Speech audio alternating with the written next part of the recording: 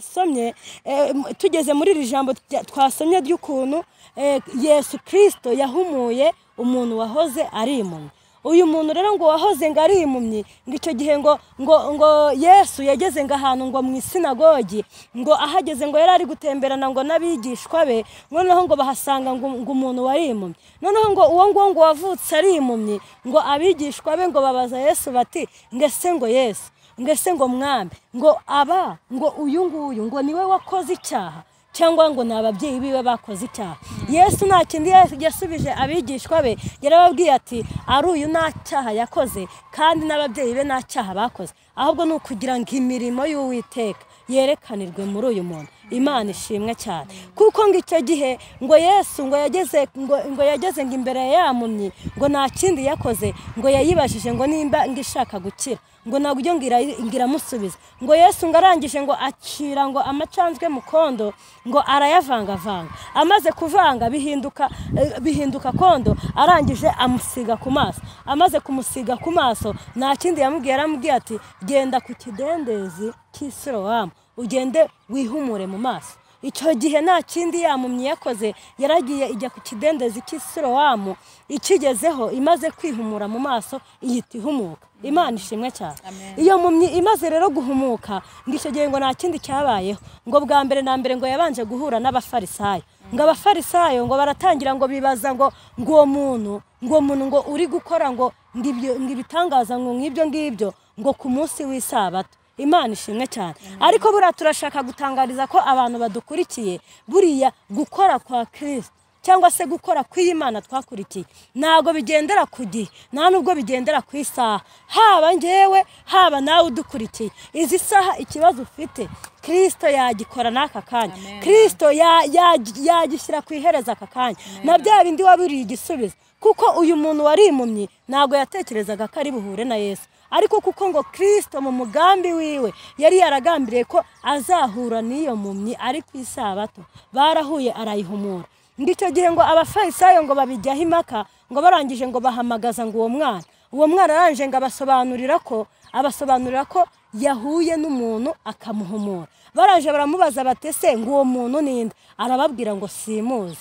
None se ngo mwahuriye he? Aho twahuriye ahantu mu isinagogi, nta kindi yakoze, we yambwiye ati ngo anshire utwondo ku maso, ngo ngende mu kidendezi aho ngaho Isilowamu ndi buyitemo umwuka. Koko nge nahumutse, ariko ibindi ntago mbizi. Ngo icyo gihe ngo abafarisayo ngo babigiraho impaka, baravuga bati ngo hoya ngo umuntu nk'uwo ngo ni umunyabyaha ngo ukora ngo ibintu nk'ibi ku isabato. Ngo icyo gihe ngo n'abayuda ntibamwemera, ngo nta kindi ngo cyabayeho, ngo bikomeje kubabera mbese amayoberane. Bahise batumiza ababyeyi b'uwo mwana, bamaze kumatumiza barababaza batese uyu mwana wanyu wahumutse bimeze bite? Nta kindi rero ngo ababyeyi ngo cyababayeho, ngo ababyeyi batinyaga abayuda. Noneho ngo icyo gihe ngo bahinda umushyitsi, ngo icyo gihe ngo banga ngo guhamya ngo ibya Yesu, ngo ariko ngo si uko batamwemeraga, ngo ahubwo ngo nuko bari batinye abayuda, kuko abayuda bari baravuze ko umuntu wese uzajya agaragaza ko yemera Yesu ko bazajya bayita bamuca mu isinagogi. Imana ishimwe cyane. Ariko nanone twongeye gusubira mu gitabo cya Mariko ibice 5:21, harimo inkuru nanone z'umubyeyi wari umaze imyaka 12 ari mu mugongo. Imana ishimwe cyane. Ariko ngo icyo gihe ngo Yesu ngagera ngo aho ngaho ngo mu isinagogi, ngo hari ngo umugabo ngo witwa Yayiro, ngagenda ngabyigana kuri Yesu, amubwira ko ngo agakobwa kiwe karwaye ngo kagiye gupfa.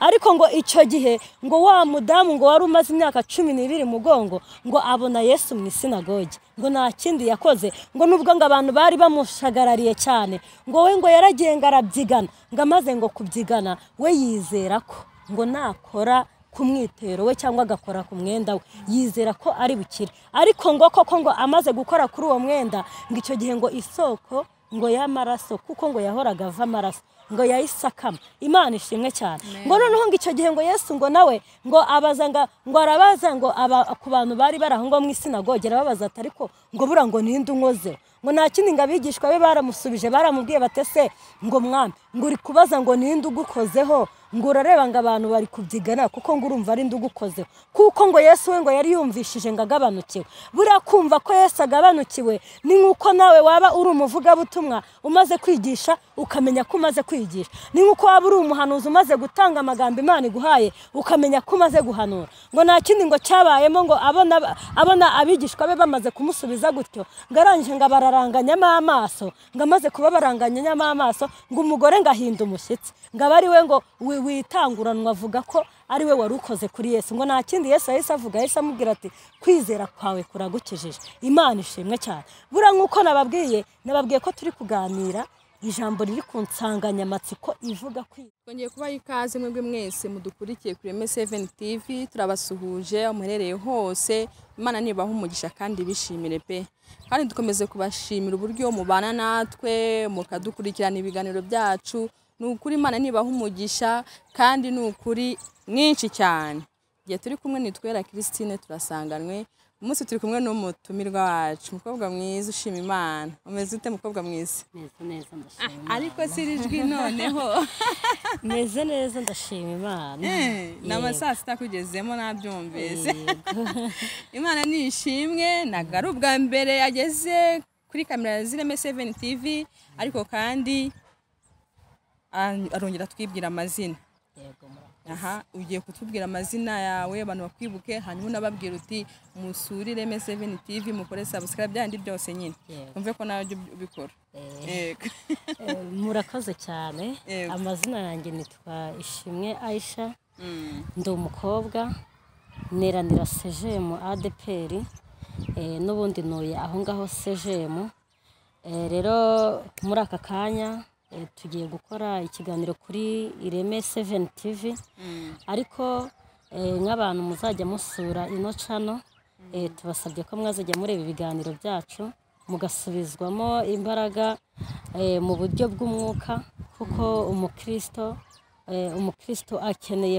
gutunga ijambo kugira ngo rijye rimubashisha mu bihe by'intambara cyangwa se mu bihe bitoroshye kandi mukazajya mwibuka no kudukorera subscribe Imana ikajya ibaha umugisha murakoze Imana ijimwe cyane kadutangire dusenga Imana nibyo byiza yego Uwiteka mwami wacu muri akanya tugucishaho bugufi tugushimira ko uduhaye aka kanya kuba tuje imbere yawe tuje kubwira imbaga nyamwinshi uri Imana igira neza uri Imana ivuga bikaba yategeka bigakomera birashoboka ko twari kuba twavuye mu mubiri ariko ushimwe ko ukiduhaye guhumeka w'abazima ni kubw'ubuntu bwawe ni neza yawe rero tukuragije uno mwanya kugira ngo uwiyoborere utangirane natwe kandi usozanye natwe amaraso n'umubiri bya Yesu Kristo abe ari byo tugata muri aka kanya mu izina rya Yesu Kristo amen Imana ishimwe cyane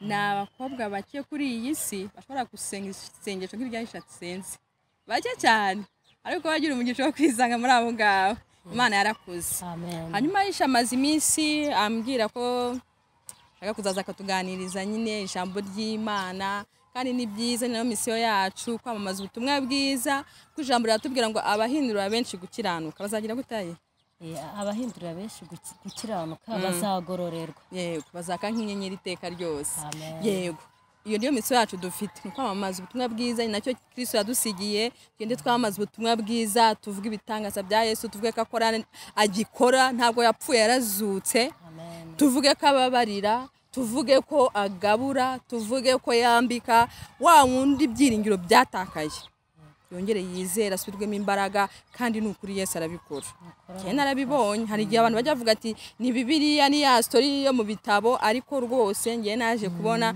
ibintu biri muri Bibiliya nukuri niko kuri 100%. Nibyo yishaje kutubwira rero aje kutubwira imirimo y'Imana aje kutubwira ukuri Imana yamugiriye neza yarize yatera intambwe ya mbere yo kwizera Kristo nk'umwami n'umukiza we irarangira azamura kwizera ko kwizera kurakura yego azamura kwizera hejuru Imana igenda imukorera ibitangaza afite ishimwe ry'uko ubungubu ari iki ari umurisansiye kubera Imana ushobora kubyumva ukumva n'akantu gato kataremereye ariko ishimwe ry'Aisha ndaryumva kandi na benshi baryumva kuko kubona amafaranga ya Minervan biba byoroshye imiryango biba byoroshye ubuzima turimo ntibyoroshye ariko Imana yarahabaye yumvisha atabyihererana kuko yumvise birenze umutima waravuga ati nzaza gushima Imana. Shima Imana mukozi w'Imana. Haleluya. Amen. Murakoze kuduha ikaze. Murakoze kuduha ikaze kuri Ireme 7 TV. Nkuko twabivuze mbere, twivuze amazina ni Ishimwe Yishanda umukobwa. Rero muri aka kanya ndashaka ko dusangira ijambo ry'Imana, ariko iryo jambo ry'Imana rifite insanganyamatsiko cyangwa se topic ivuga ngo kwizera. Imana ishimwe cyane. Iyo topic rero tugiye kubanza dusome mu butumwa bwiza uko bwanditswe na Yohana igice cya 9 umurongo wa 8 n'uwa 9 gusa. Ariko umutwe w'amagambo uravuga ngo Yesu akiza uwavutse ari impumyi. Umurongo wa 8 haravuga ngo abaturanyi be n'abamubonaga kera ahora asabiriza barabazanya bati uyu siwe wicaraga asabiriza. Bamwe bati niwe, abandi bati siwe, icyakora asa nawe arabasubiza ati ni njyewe. Imana ishimwe cyane. Nababwiye ngo tugiye gusangira ijambo rifite insanganyamatsiko ivuga ngo kwizera. Ubundi kwizera biri mu byiciro bibiri. Kwizera kwa mbere ni ukwizera umuntu agira kubera ijambo yizeye ry'uwamubwiye n'ibyo azamukorera. Ukizerera nimba uhawe ubuhanuzi ako kanya, niko kwizera kwa mbere ugize, ukizera iryo jwi ry'ukubwiye. Ukwizera kwa kabiri ni ukwizera umuntu agira cya gihe amaze gushyikira bya bintu yabwiwe n'Umwami Imana, kuko ijambo riravuga ngo hahirwa uwizera ko ibyo yabwiwe n'Umwami Imana bizasohora. Rero murumva ko kwizera kuri mu byiciro bibiri, kuko buranigenzuye mu mutima cyangwa se n'udukurikiye uwo ari we wese ahari mu mpande z'isi yose agatekereza uburyo agira kwizera muri we, wasanga kwizera bitandukanye. Kuko hari ijambo tubwirwa ugahabwa ubuhanuzi ukizera iryo jambo ry'ukubwiwe, noneho nyuma nanone ukazongera kugira kwizera kuko cya kintu wamaze kugishyikira. Nk'urugero nkanjye nahawe ubuhanuzi mbwirwa ko nziga kaminuza, maze kubuhabwa numva muri njyewe ngiriye Imana icyizere, nizera ko izabikora ariko nazi uburyo izabikoramo, ariko ndabyizera. Ariko maze gushyikira rya shuri rya kaminuza, kwizera kwanjye hari urundi rwego byahise bigeraho, kuko nari maze gushyikira ibyo ngibyo nabwiwe n'Uwiteka. Imana ishimwe cyane. Noneho tugeze muri iri jambo twasomye ry'ukuntu Yesu Kristo yahumuye umuntu wahoze ari impumyi.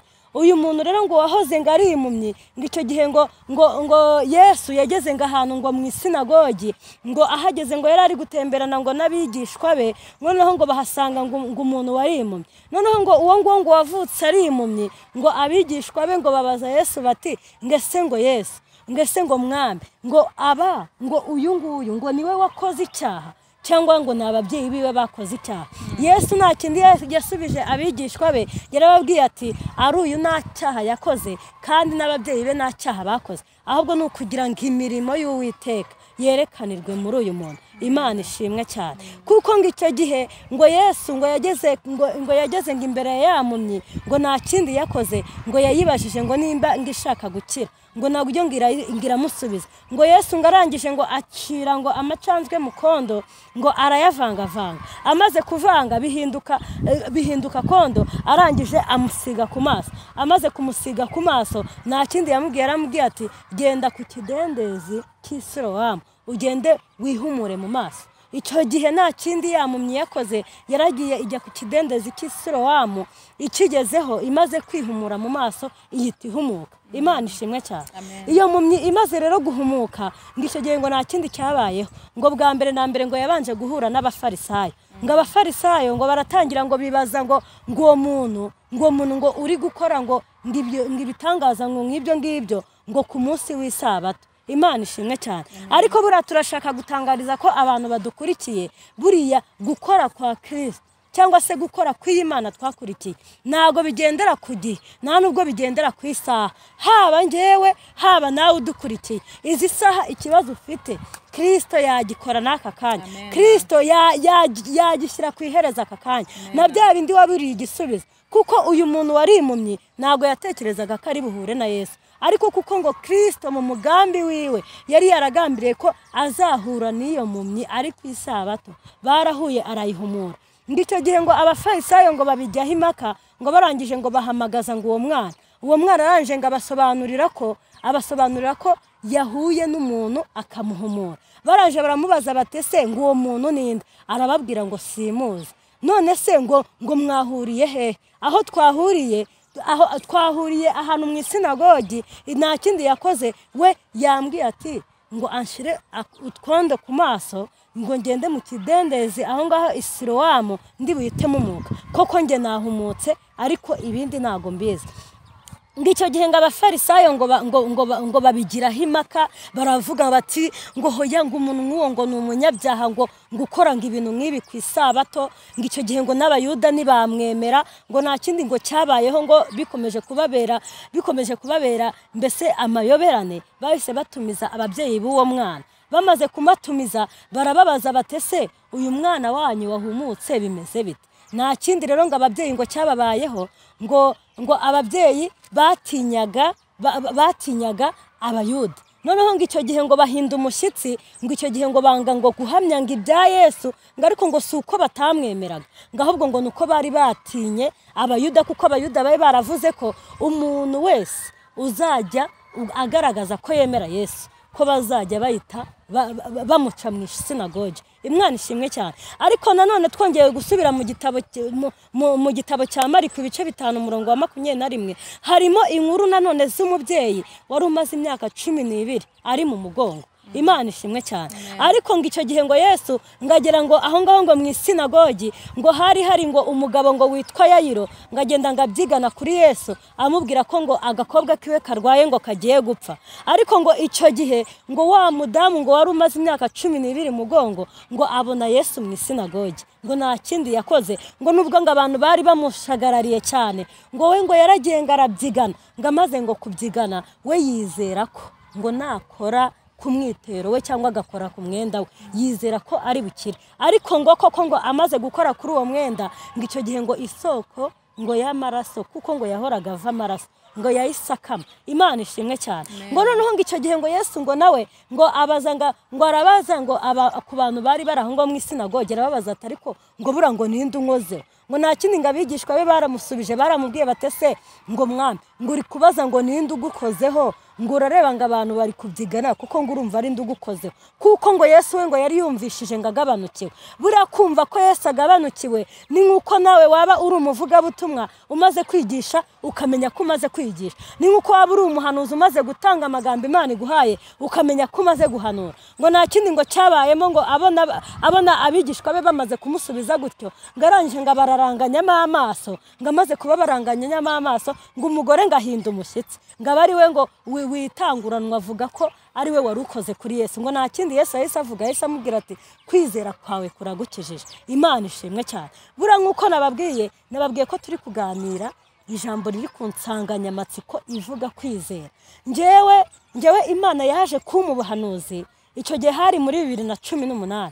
Imana imbwira ukuntu ngo izama kwiga kaminuza nka minuza, ngo nkarangiza ngo nta n'ikintu kijyanye na minervari nanze. Mu by'ukuri njyewe icyo gihe numvishe muri njye ngize kwizera kw'ijambo, numva ngize kwiringira kw'ijambo. Icyo gihe maze kubibika mu mutima wanjye numva narabyizeye, ariko ni bya bindi nababwiye, nubwo abafarisayo bagize ikibazo ngo ndetse ngo uwo muntu ngo ukora ngo ibintu nk'ibyo ngo ku munsi w'isabato, nashakaga kubatangariza ko ikintu cyose kigira igihe cyacyo. Mu mubwiriza 3 haravuga ngo ikintu cyose kigira igihe cyacyo. Rero iyo igihe cya Kristo cyageze araza akikorera. Imana ishimwe cyane. Noneho icyo gihe maze ngiye kugira ibyiringiro by'ijambo, ndabyibuka hari hashize nk'amezi 8 muri 2018 mbaho ubwo buhanuzi. Hashize nk'amezi 8 igitangaraza cy'Uwiteka kigera ku buzima bwanjye. Icyo gihe hakaba hari umuntu wabaga hanze ariko aziranye n'umubyeyi wanjye.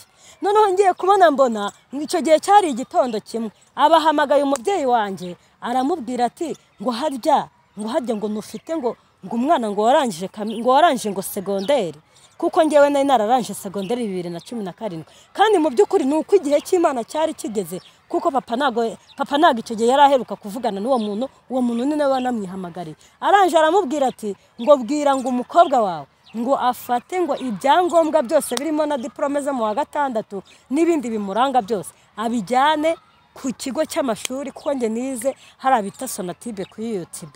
Rero ariko miga ku bw'ubuntu bw'Imana. Rero bantu mudukurikiye, ndagira ngo tuzamure kwizera muri twebwe, twongere tugire kwizera gukomeye muri twebwe, kuko Kristo arahari kugira ngo atugirire neza, kandi n'ukuri pe nago azatuvanira mwaho.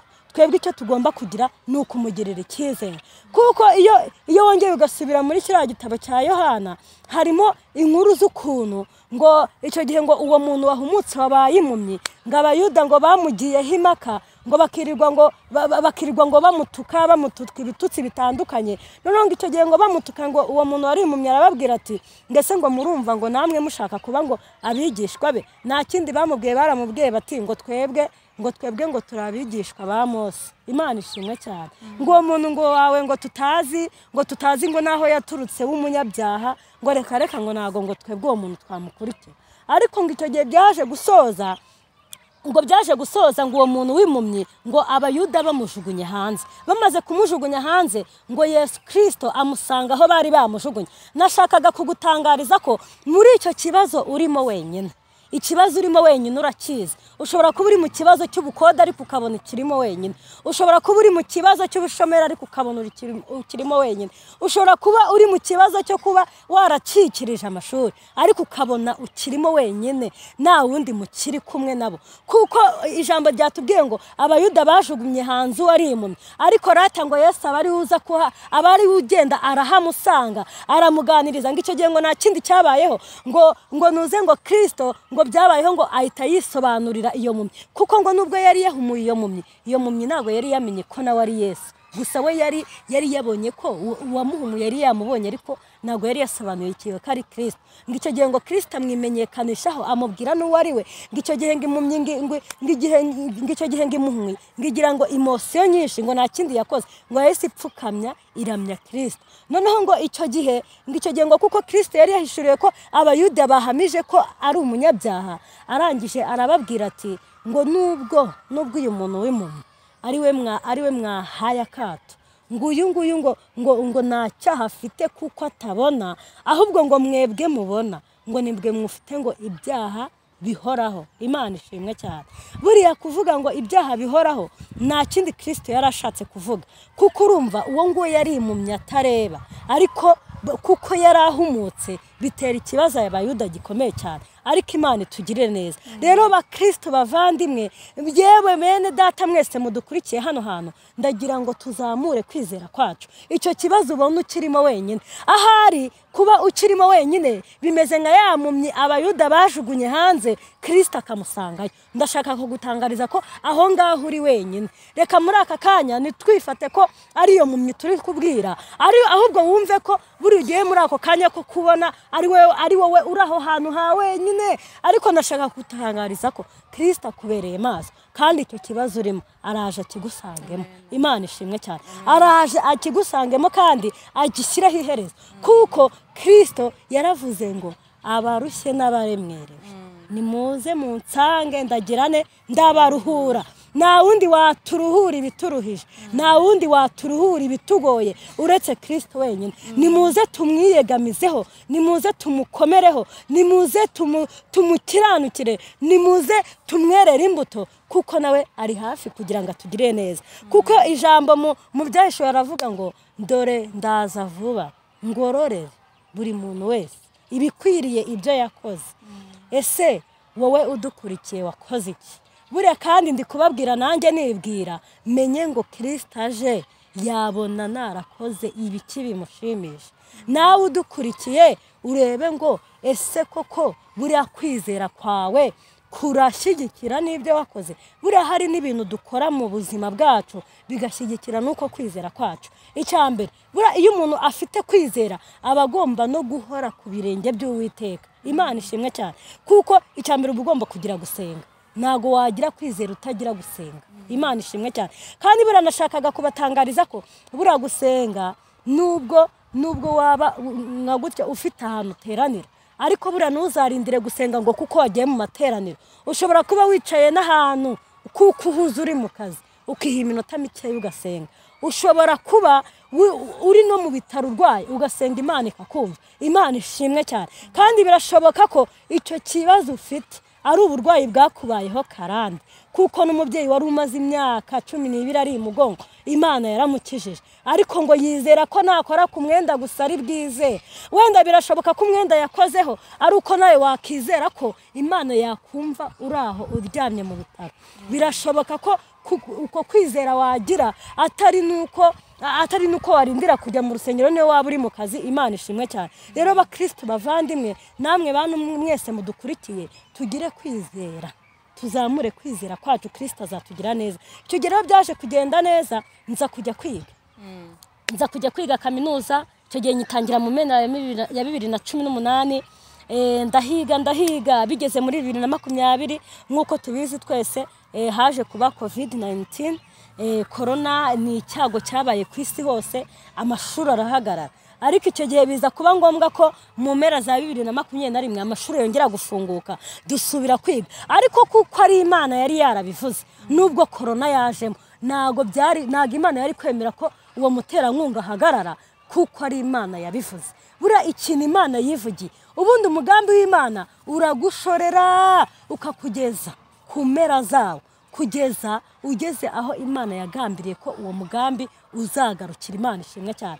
Kuko icyo gihe corona irangiye, naragende nze nsubira kwiga, ndiga ndasoza. Ubu turi kuvugana narangije kwiga kaminuza, nkora na graduation rwose. Niba nabishaka ngewe nazana n'agafoto kanjye nambaye ikanzu ya graduation. Ariko iryo ni ishimwe rikomeye cyane, kuko ni imirimo y'Uwiteka Imana yakoze. Nawe rero ushobora kuba wicayeho hari ikibazo wicayemo, ariko ubona nta byiringiro bigifitiye, ubona nta cyizere bifitiye, nagusaba kugirira Imana icyizere, kuko Imana irashoboye. Kuko ngewe bura n'ikintu gikomeye nanakubwira ko ari Imana yabyikoreye. Ngewe uwo muntu yandihiye atananzi, niyigeze nansaba n'amafoto yanjye, nitwigeze tunahura na rimwe. Gusa icyo nigeze kubona cyo nuko nigeze kumubona mu binyamakuru, nawe sanzi mbese no kuba sinzi n'ahantu twanahurira. Ariko kuko ari Imana yagambiriye, ushobora kuba wicaye no mu Rwanda, ushobora kuba wicaye no muri Kongo, ushobora kuba wicaye no muri Canada. Imana igahagurutsa umuntu wo mu Rwanda wicaye muri Canada kugira ngo isohoze icyo yavuganye nawe ku buzima bwawe. Imana ishimwe cyane. Numvaga rero ari iri jambo riri ku mutima wanjye, kugira ngo ndibagezeho bantu mwese mudukurikiye, kugira ngo tugire kuzamura kwizera muri twebwe, kugira ngo tubashe gukomeza uru rugendo. Kuko uru rugendo urukomeje udafite kwizera muri wowe, udafite umuntu w'imbere ukomeye ufite n'imbaraga, nta hantu wagera. Kuko dufite ibintu byinshi biturushya muri iyi si, dufite ibintu byinshi bitugoye, ariko Kristo atubereye maso, kandi Kristo aduhagazeho. Imana ishimwe cyane. Kuko ijambo riravuga ngo dushobozwa na Kristo duha imbaraga. Haba ngewe haba nawe udukurikiye, Kristo atagufasha amaboko cyangwa se ngo mfata amaboko, ntago nabyishoboza. Ariko dukeneye kwikomeza kuri uyu mugabo kugira ngo atugirire ibambe. Imana yahumuye impumyi yari imaze igihe itareba kuva yavuka, ariko igahura na Kristo wenyine, ibyo ngibyo akabishobora. Icyo gihe nanone umubyeyi wari umaze imyaka 12 arwaye ari imugongo, agahura na Kristo hashize imyaka 12, icyo kibazo kikarangira cy'uburwayi ngo amaraso arakama. Birashoboka ko icyo kibazo cyawe ufite gishobora kuba kimaze imyaka 2, birashoboka ko kimaze imyaka 4, biranashoboka ko kinamaze n'amezi 2. Rero iyashoboye ikibazo cy'uwo mubyeyi imyaka 12, nago yananirwa icyawe kimaze imyaka 2 cyangwa imyaka 4 cyangwa amezi 2. Wowe icyo usaba yigirira icyizere. Kandi twavuze ko kwizera kuri ibyiciro 2. Icya mbere kwizera ijambo ry'ukubwiye ako kanya, ukagumana kwizera ntuve mu byizero. Ikindi cyiciro cya kabiri ni ukwizera umuntu agira cya kintu yamaze kugegeramo. Ariko muri uko kwizera tujye dusaba na Kristo ngo ibyo atubwiye, kugira ngo n'igihe bizaza tuzagire umwifato uranga abakristo beza bashimwa n'Uwiteka. Imana ishimwe. amen. Niryo jambo numvaga. Hanyuma ndagira ngo ugire akantu uhituraho abantu. Hari ijambo ryo kwizera kutagira imirimo kuba gupfuye. Ashobora kumva ngo uratubwiye kwizera ati nanjye nzaya nizera gusa. Ariko uyu mugore hari icyo yakoze. None yadakora kuri Yesu yari gukira. Yari yahageze, yari yizeye already arahagera. Ariko si yagenda nk'abandi bose ntamukorewe. Hari abari baje kureba Yesu ntibamukoro batakiza. Kandi Yesu yari ahari. Ariko wowe ngo we yagize ikimupushinga akora kumwitero we. Gira abantu ko kwizera gusa kuba kudahagije nanone. Hari cyo ugomba gukora umaze kwizera. Haleluya. Amen. Rero nkuko bari bambwiye ati twongereho irindi jambo ry'ukuntu nanone wa mugane kwizera kutagira imirimo kuba gupfuye. Kuko nk'urugero mu butumwa bwiza uko bwanditswe na Luka igice cya 1 umurongo wa 37 haravuga ngo kuko ari na jambo Imana ivuga ngo rihere. Imana ishimwe cyane. Nanone mu migani 8:17 hakavuga ngo nkunda bankunda kandi abancakana umwete bazambona. Ko kwijambo hano mu butumwa bwiza uko bwanditswe na Mariko mu bice 5 umurongo wa 21 kumanura mu nkuru z'uyu mugore wagiye akizera agakora ku mwenda wa Yesu akizera ko ari bukire. Burandagira ngo bakristo bavandimwe tujye tugira n'umuhati. Kuko buriya umuhati ugira ushaka Uwiteka niwo akoreramo. Imana ishimwe cyane. Kuko yaragiye aravurungana abantu kandi bari kubyigana kuri Yesu ariko aravuga ati nubwo ndwaye ariko uyu mugabo ngombe mugereho. We gusa yizera ko nakora ku mwenda we ari bukire. Ariko nkuko yizeye bimubera imamu koko icyo gihe ahita akira. Ahita amaraso yahoraga ava ahita kama. Rero kandi nanone bura nimba umuntu nanone anagize no kwizera muri we uba ugomba kugira ukwizera uri wa muntu usenga ariko ugira ibintu bibiherekeje. Nk'urugero buriya ni hazagira umuntu babeshya. Buriya nago umugisha wizana umugisha barawukorera. Umugisha barawukorera. Ahubwo ibaze ngo umugisha uwukorera gute.